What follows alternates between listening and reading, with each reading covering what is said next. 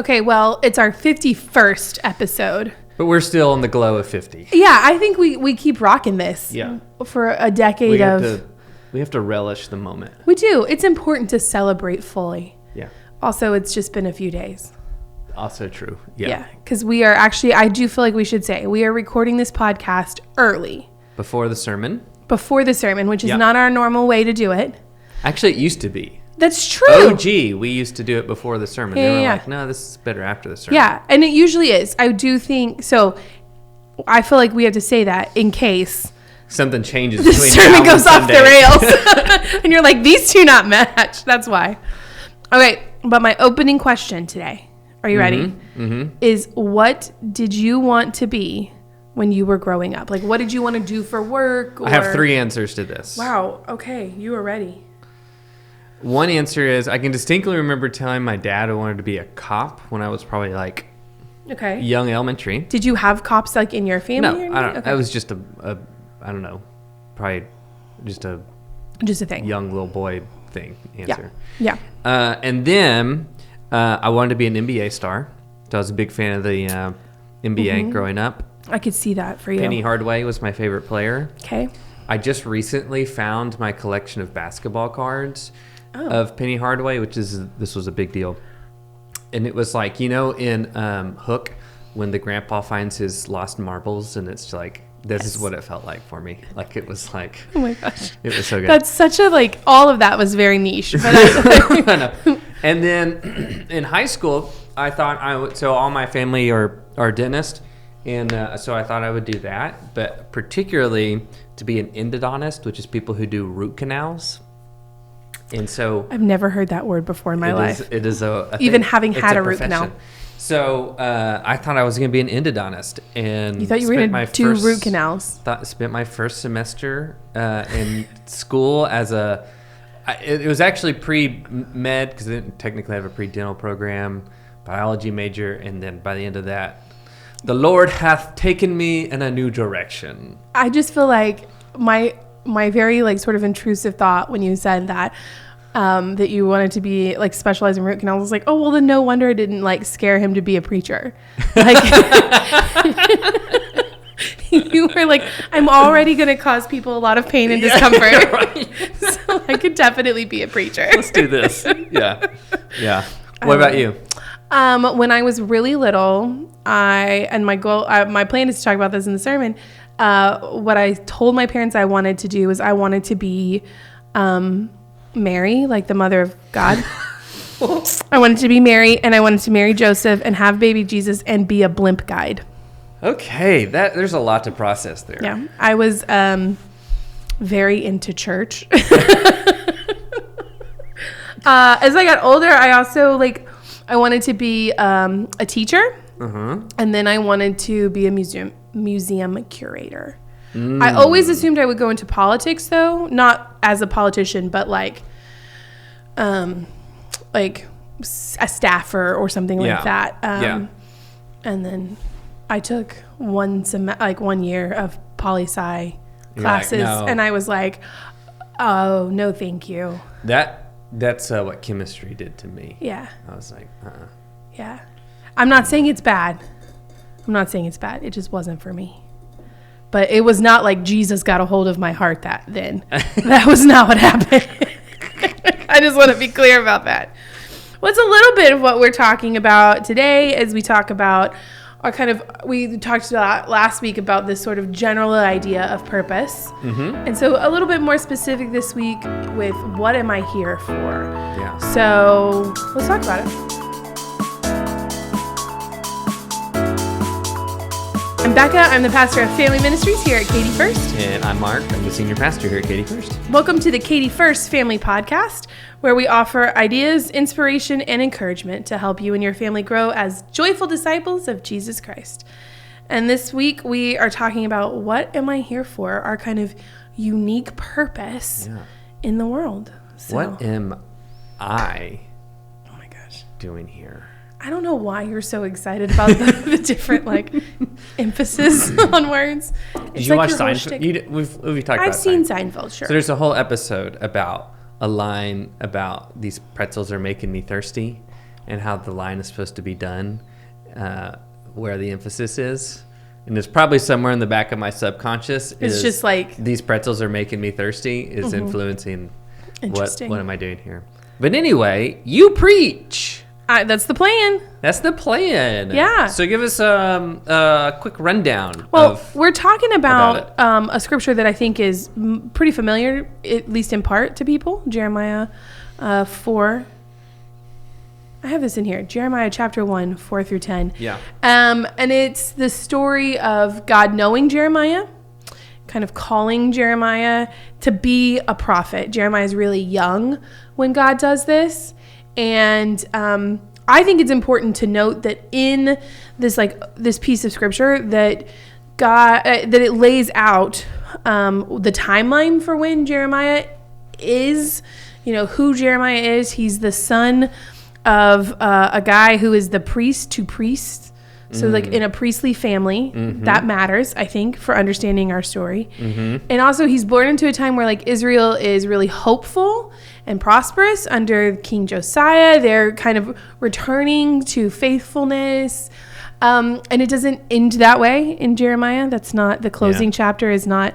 And see, we all listened to Josiah and Jeremiah and everything worked out fine. Were perfect. They did not go great. They didn't. And it's actually very sad.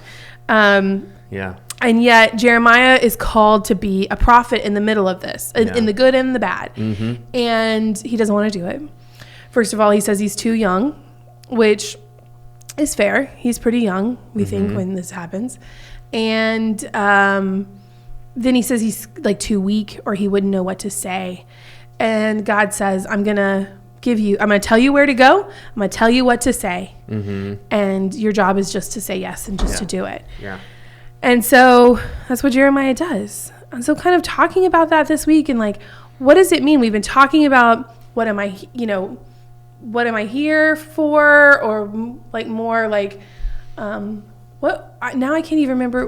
What am I doing here? Thank you so much. Because don't worry, I got it. Yeah, you got it good. These I appreciate it. They're making me thirsty. There's like a small portion of our people who are gonna be like, I know what he's talking about. Really into Everyone's this. like, why does Mark keep talking about pretzels? Well, it seems right. I love it so much. But we're in this series about like, what am I here? What am I doing here? And so like, what am I specifically? That's the emphasis is on the I. What is uniquely my purpose? And that's kind of a hard thing to talk about when we're going to talk about it in a room full of people, right? Also, I'm not here to give anybody some kind of like career guidance.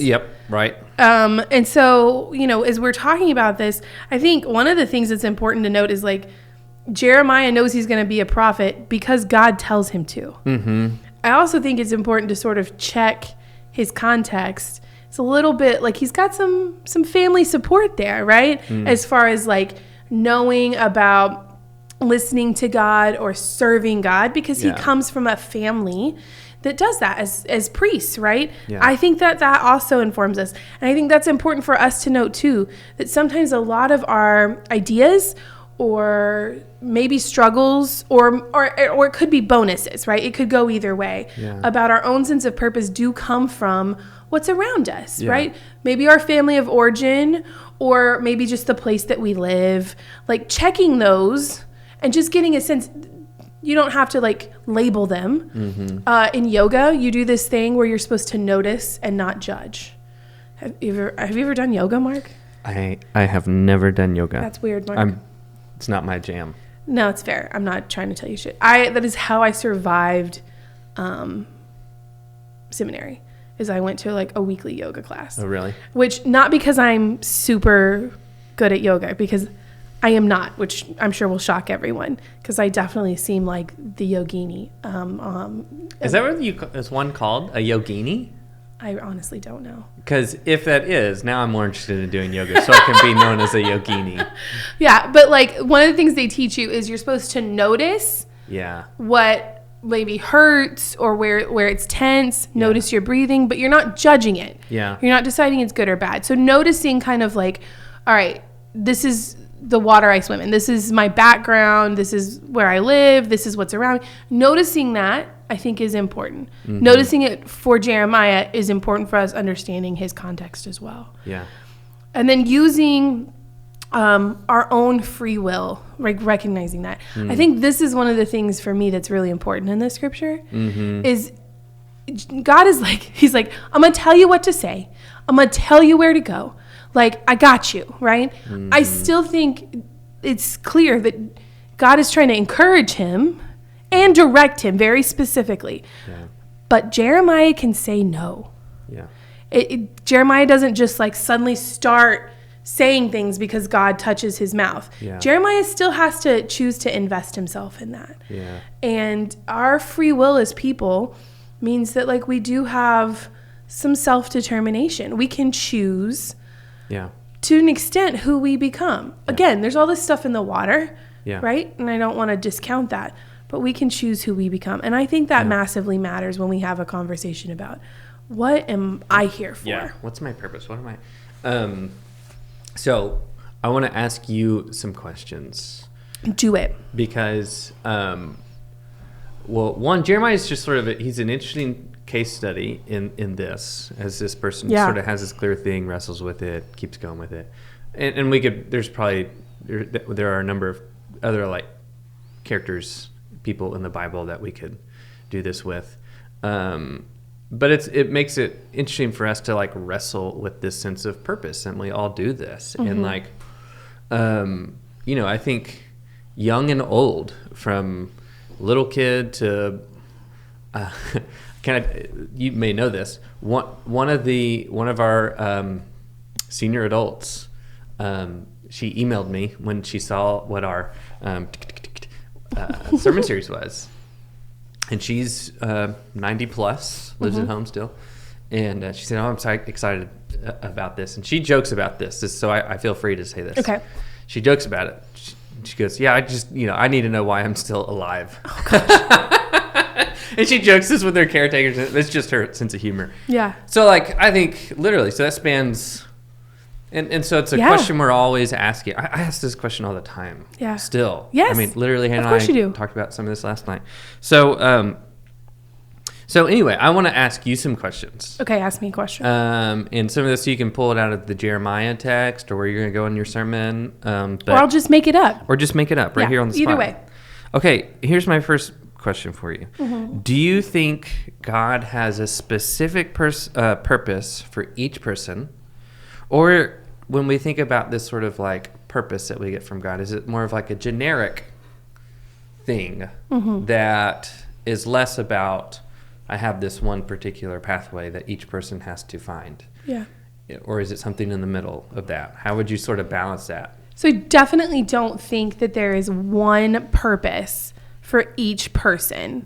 And I'm not even sure, I don't think I understand enough of like what it means for there to be a generic purpose. Like maybe, so I think maybe on that one, depending on how we would define that. Yeah. But I definitely don't think there's one purpose. And the reason I say that is like, I know from my own life and when I've talked to other people that that instills a lot of fear. If there's one purpose, every decision I make could be the decision that derails me from my God-given purpose. Yeah. And I just think that is such nonsense. Yeah. Like, and I don't mean that to be hurtful to anybody, but like, that's so detrimental. And do we really think that God's goodness and work in our lives is limited by us only ever making the correct choices? Yeah. Not even the good ones, but the correct ones, right? And so I think God takes all of these things and I don't think everything happens for a reason, but I do think God redeems everything for good. And so I think we make the best decisions we can. We do the best we can in our lives. Yeah. And God weaves that all together. Yeah. And I don't think God's like afraid we'll screw up this divine plan. Yeah. And I don't think that purpose is the work we do. I think that's important too. I don't think that our purpose is just what we generate or create. Because God's pretty clear from the get-go that rest is an essential component of being human and of worship. And so it can't just be all about what we do. Yeah. It is more a sense of, I think, character maybe. Our purpose is more about like our character or our nature maybe, and about how we love and the big picture of how we live. Yeah. And so do I think God's purpose is like more generic? Yeah, in so much as I think everybody in their own unique kind of way can live into this goodness and this connectedness, this relationship to all created things that God has for us. Yeah. It makes me think of when Paul, and he says it a couple of times in different contexts, but broadly he just says, whatever you do, word or deed, do it all for the glory of God, which for most people it's like, that's not enough sense of purpose, but that's kind of a generic statement of like, you know, whether you think your work is sacred or secular, whether you think it's the most important thing or not important thing. Yeah. The important thing is, as you said it, that sort of character behind it, that why you do it, how you live out in any of those things. Yeah. The glory of God could just be that sense of like living it in the way of Christ, living it with great love and humility. And I think that was a sound on the other side of this wall. I can't, like, this one ear is still clogged, and so like I can't directionally tell where things are coming from. Okay, second question. Yes. Do you think purpose is something that we receive from God, like we're supposed to be listening for it, and it's something that, you know, it's like, we receive, or is it something that we like negotiate with God, like you know, so if Jeremiah, right? So Jeremiah, and this is just one example, Jeremiah gets this thing and he pushes against it, but at the end of the day, he's going to be a prophet. Yeah. And so in this sense, that's like just something he had to receive and accept from God. Or do you think it's something that like we negotiate with God in the sense of like, you know, it's not all like, there's some sort of like participation with God. And I don't know, it could be yes to both of those. So. There definitely has to be a sense of negotiation if this is how we're going to think about it. Only because like Jeremiah says yes and does exactly what he's told. But let's look at like Moses, who is told, go back and tell Pharaoh to let my people go. And Moses is like, no, thank you. Yeah. Which is how Sammy would tell it. He's weaponized politeness against us. Yeah. No, thanks. No, thank you. And actually ends up where Moses' brother Aaron does the speaking for him because Moses feels too weak to speak. Yeah. Which is not, we always just kind of gloss over this. Right. But Moses definitely negotiates how he's going to go into the Lord's work. Yeah. And so I think that there is that sense of negotiation, but it's not because, again, Moses has to do this. Mm-hmm. Because clearly God could have just used Aaron or Miriam, their sister, right? Like God could have done all of those things. It is about choosing to participate in the work that God is already doing in the world. And so I think that changes over our lifetime too. Like what we might be willing to say. Yeah. You know, I think it's important to note that a prophet is somebody who speaks to the people for God. God speaks to them and they repeat that. And so often what that looks like is speaking truth to power, which Jeremiah has to do in his lifetime, talking to the people, talking to kings. I mean, he has to like, and so we may not be we may not be willing to do that in certain ways at some point in our life, and yet grow in our boldness as we grow in other ways. So I mean, I think this idea that there's some kind of like, I mean, I think this is the general struggle with the way that Jeremiah starts, is it sounds like Jeremiah is perfectly crafted to be this prophet and this is all he can be. Mm-hmm. But God is like, people are not that limited, and neither is God. Yeah. And I think it's important to know, like, we only get the stories of the people who say yes, right? Like I heard this one time about Mary, about like, you wonder if there was ever any other women that God was like, hey, you could carry the Son of God. And they were like, no, thanks. Yeah. Right? Like we don't know that. And that's totally made up and could be heretical. But like, I think it's an important like thought process of like, we don't know. The Bible's not going to tell us everybody who was like, no, thanks. Yeah. Cause there's just not that much room. Yeah. And so I think it's important to like realize our free will in that, and Jeremiah's too. Yeah. Does that kind of? Yeah, I think so. And I think, and definitely our purpose changes over time. Yeah. Again, if it was only like the work that we did, Yeah. then it would be, but like who we are and how we move in the world is constantly changing. I think or should so. be. Yeah. And I think, I'm just thinking about how, I think the sort of both andness of this is that, if you do sense that sort of leading of God somewhere, and at first we sort of push against it. Yeah. I think God ultimately really believes in us, in who we are. Okay, stop. Well, no, pause. I want us to sit on what a lovely thought that is. Okay. That the God that created the universe and who we put our full faith and trust in also believes in us. Yeah. That is a beautiful, beautiful thought. Yeah. And especially when we talk about it with like this free will in mind, that this is an invitation, not a mandate. Yes. That God believes in us. Yeah. God loves us. God will be with us. He'll tell us where to go. God will tell us what to say, right? That's what he promises Jeremiah. Yeah. But like God believes in us in a supportive, encouraging way. Yeah. I think that's really lovely. And I just wanted to like not rush past that because that was well said. And I'm going to steal that for the sermon. Oh, take on Sunday. it. Let's go. And I think, you hear stories of folks who, that's the way they might describe something later in life where they said, I sort of resisted this thing. And then now I'm sort of living into this, what feels like who I am. And some of that I think is revisionist history. If you're someone later in life and you're looking back and thinking, I was on this wrong path for a long time. No, I don't think that's true.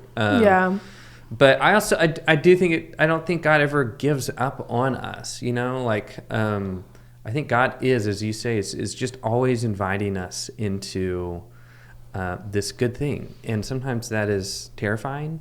And I have a follow-up question that don't be deceived that is all rosy and beautiful and that means your life's going to be perfect. But so I don't know. There's just so much there to wrestle. I mean, this is a big topic. You couldn't. No, you made this real tough for me. Thanks. Yeah, well, Thanks, Mark. And so hope you enjoyed Disney World. Okay. I'm gonna go to this fourth question. I'm gonna go to the fourth one. Okay. Then we're gonna come back to angsty Jeremiah. Okay. Because it follows where I was just going. Okay. So, does purpose imply that our life is gonna be perfect and happy once we, and I'm putting air quotes, once we find it? So. Yes. No, I'm totally kidding. Yes, that's we all need to just find it, and then it's going to be good, and everything's going to be perfect, and you're going to wake up every day excited for life because you are on purpose. Yeah. So I was with a group of women, and one of them talked about this phrase that they had heard in a different background. Theological background, church background. Thank you. And I asked permission because I'm going to use this on Sunday. Yeah. I asked permission to use this phrase. They had learned that, quote, this is a direct quote, the safest place is right in the middle of God's will. Mm-hmm. And I am so perplexed that anyone would ever teach that. Which it sounds sort of nice and cozy, doesn't it? Right? And I mean, it does. It sounds like wrapped up in God's will. And it also sounds like a really good way to like isolate people from their thinking brain, but I'm just going to let that go.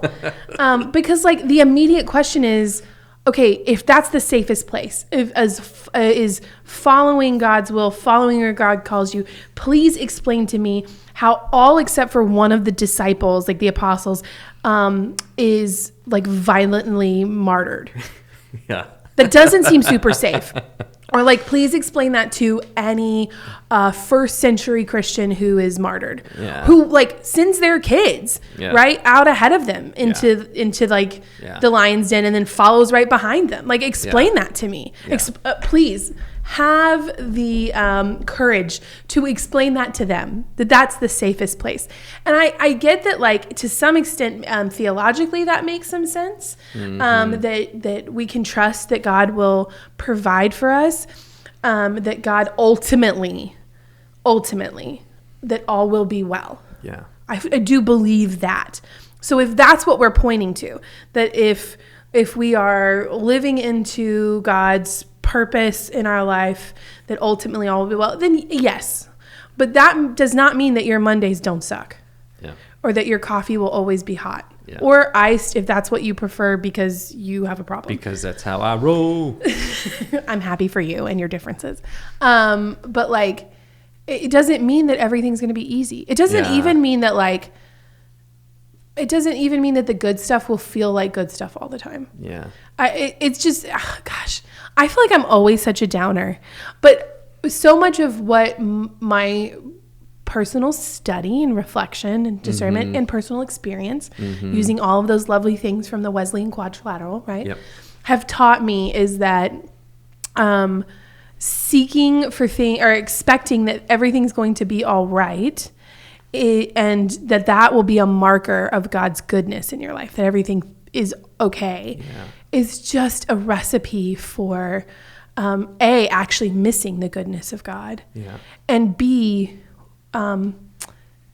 just being hurt. Just being hurt. We don't, Samuel is hands down the biggest blessing in my life.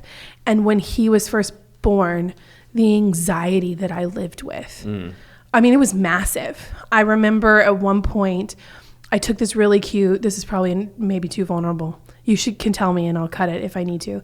I took this picture one time of him, like really cute picture at like 6 months old. He's just like learning to sit up.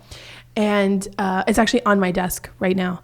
And oh, it's so cute. And I had this like really quick intrusive thought of this would be the perfect picture to put on a funeral bulletin. A little bit of foreboding joy. Yes. Is what I've heard that being. Yeah. I mean, I just kept expecting something bad to happen. Yeah. And I mean, I got help, I got therapy, I did all those things. That doesn't mean that I wasn't in God's will. That doesn't mean I wasn't smack dab in the middle of God's blessing, like active gift in my life. Yeah. It's just not that simple. Yeah. And I think sometimes we have this, this desire for things. Well, and that makes sense. We have a desire for things to be simple, but also I think we have a taught belief that things will be simple. Like sometimes our theology has been a little bit, like our theological training has been a little bit lazy. And the truth is like God is more complex and nuanced. Oh, yeah. And as creatures created in the image of God, so are we. And therefore so are our experiences. Yeah, absolutely. It's just not that cut and dry. And that's not a bad thing. Yeah. Can I give a little, I'll give a little personal experience to this too, to kind of. Yeah. Please. I can distinctly remember when I was considering going into a path in ministry. I can remember, I think it may have been my youth pastor at the time. It could have been one of my pastors. Anyway, they were trying to kind of amp up, like becoming a pastor actually has some benefits. Like you get health benefits and retirement's good. And I remember thinking, that is not why I want to become a pastor. Do not tell me about the benefits. In fact, if anything, make it sound terrible. Make it sound like this is risky. And then, I think that's probably a little more of a product of like being just an 18-year-old and that kind of sense of, but I remember thinking, don't tell me how safe it is. Tell me how dangerous it is. And because that's ultimately, and now in 38, I'm so grateful I do have those things. So I think it's, we have to balance all those things. And I think it's also true if you're later in life and you're still trying to wrestle with some of this, as we all are, that statement is misguided. And it's also true that I think when we do feel like we are kind of in line with where God has taken us, there's joy in that, right? There's something. We'll talk about the Beatitudes in a few weeks. I'm excited. Right? There's blessing, as you said. There's something deeper, a deeper well that transcends all this, even as this where God may be leading us. Mm-hmm. Maybe on a mountaintop, it may be in a valley. All that, all sorts of things. There's something just as you said. There's a goodness in it, but that don't equate that with happy-go-lucky everything. Okay. No, I think that's good. This is ultimately where I've come down because I think this is the hard question. There's a song by J.J. Heller, who I've referenced before because I love her. Old JJ. But she has a song called Gardening. Uh-huh. And she talks about it as like that it is how she finds peace and joy and work. It's how she protests. Like, it's a really good song. And what I like about it is it makes me mindful that I actually think that what we're here for individually is as unique as our fingerprints, and also as universal as doing work that satisfies, whatever that looks like, enjoying the good things, being with one another, and feeling connected to the God who made us, knows us, loves us. I don't think that, I mean, that's going to play out in like particular ways. Yeah. But it's definitely involves work. Yeah. It sometimes involves struggle. It sometimes involves great joy. Yeah. It's not a one size fits all kind of a deal. Yeah. It's going to be different, and that is actually really beautiful. Yeah. And it's ever evolving. Yeah. What is yours to grow and garden is different in each season. Each season. What's a season? I think you were trying to say sizzler. Oh yeah. Yeah. Western sizzler. Yeah, that makes sense. Sizzling. That's clearly what I was trying to say. And also, like, I think it's ours to like enjoy the free will that God gives us. Yeah. Because when we make choices, because we have actual choices, there is joy in having made the choice, I think. Yeah. Even when it goes sideways. Well, you know, we've been talking about this as a staff, like that idea of like failing forward. Okay, what can I learn from this? What can I do next time? Yeah. So there's no simple answers here. No. We're not a simple answer people. Yeah. We like being able to look at all the angles on this. And I think anything that offers us an overly simplistic answer may be nice for a moment, but it's not going to last. 100%. You know? And I think that like it's the same for me as like a good question is always better than a good answer, because a good question pushes us further into relationship, into connection, into whatever. An answer is just you're done. And so I think like constantly asking ourselves, what am I here for? I think that's actually like, that's not a bad question to be asking. Yeah. And maybe don't put the pressure that has to be a lifetime answer, right? Like what am I here for today? Can I tell you what I did this morning? Yeah. Because it has been, by the time Sunday comes, it will have been days of sun. Okay. But this week, all it has done is rain. Yeah. I Googled this morning how to make yourself happy when it won't stop raining. Because I feel like I'm not a nice person if I don't get sunshine. Okay. So I Googled ideas. I'm so glad you Googled that. I have been a better, like, happier person this morning. That's good. But it was like, so I think it's okay to say, like, what am I here for on a Monday? Because that's all I can do. Yeah. Like, I can only ask that question for today. Yeah. Or I can only ask myself that question for this season or whatever. Yeah. And I think that is actually really good and holy and profound work. Yeah. Yeah, for sure. And that's how it works out in our families too. Yeah. You know, what does it look, what am I here for? Like, with, you know, we were talking about resetting the clock when you have a new baby. What am I here for when you have a newborn is different than a 3-year-old, than a 13-year-old, than a 30-year-old. Yeah. Yeah, absolutely. So, sorry, my phone is blowing up. I'm very popular. That's awesome. With spam callers. Well, thank you so much for joining us today, and we hope you have found some inspiration and encouragement for yourself and for your family. If you'd like to get our podcast delivered directly to you each week, you can subscribe or follow us on Apple Podcasts, YouTube, or Spotify. For more information about Katy First and upcoming events for your family, visit our website at katyfirst.org. Mostly, we want you to know this, that in the middle of your ordinary, messy life, whatever that looks like for you in this moment, that you are not alone, you are doing a good job, and you are so loved.